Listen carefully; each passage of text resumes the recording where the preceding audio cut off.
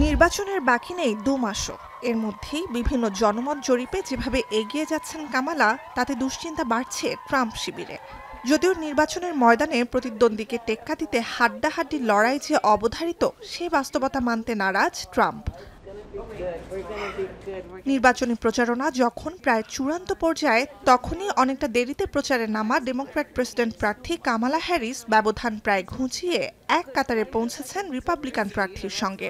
New York Times ও Siena কলেজে রোববার প্রকাশিত জাতীয় জরিপ বলছে মাত্র 1% ব্যবধানে এগিয়ে ট্রাম্প। একই দিন প্রকাশিত সিবিএস ইউগভ জরিপে সুইং স্টেটসগুলোতে 1 থেকে 2% এগিয়ে কামালা। এমন পরিস্থিতিতেই নির্বাচনে জালিয়াতির শঙ্কা জানিয়ে সংশ্লিষ্ট কর্মকর্তাদের জেলে ঢোকানোর হুমকি দিলেন সাবেক মার্কিন প্রেসিডেন্ট। 2020 সালের নির্বাচনে বর্তমান প্রেসিডেন্ট জো বাইডেনের কাছে হেরে বিদায় নেওয়ার পরেও ভোট কারচুপির অভিযোগ তুলেছিলেন এই রিপাবলিকান নেতা। How Biden won, I will never know. To me, it's one of the greatest miracles. To me, it's a great miracle. But how the hell that guy won? But he won, and he got, in this one, he got 14 million votes. He is the worst president in history. She will be worse than him. এদিন যুক্তরাষ্ট্রের অন্যতম চিরশত্রু রাশিয়ার president Vladimir Putin পরবর্তী মার্কিন president হিসেবে কামালাকে দেখতে চান বলে মন্তব্য করায় অপমানিত বোধ করছেন বলে জানান ট্রাম্প।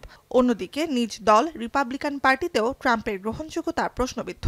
প্রবীণ রিপাবলিকান নেতা ও 2001 থেকে 2009 সাল পর্যন্ত বুশ প্রশাসনের আমলে ভাইস প্রেসিডেন্টের দায়িত্ব পালন করা ডিক চেনি আর তার মেয়ে সাবেক আইন প্রণেতা লিজ চেনি ট্রাম্পের বদলে সমর্থন দিয়েছেন ডেমোক্র্যাট প্রার্থী কামালাকে। I've never voted for a Democrat. Wow.